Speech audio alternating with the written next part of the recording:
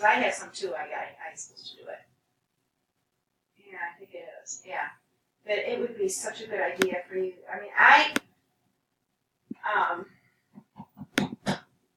just to get a good probiotic. I wish that he said something about that because they know. Even Todd's doctor's over here. Okay.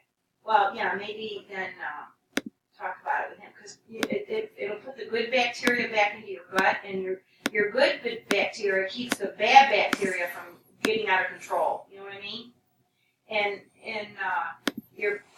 the good foods that you eat feed that good bacteria, like your fruits and vegetables and things like that. They feed the probiotics and it'll get them, because it takes a good long time for your body to get you all back into your natural balance.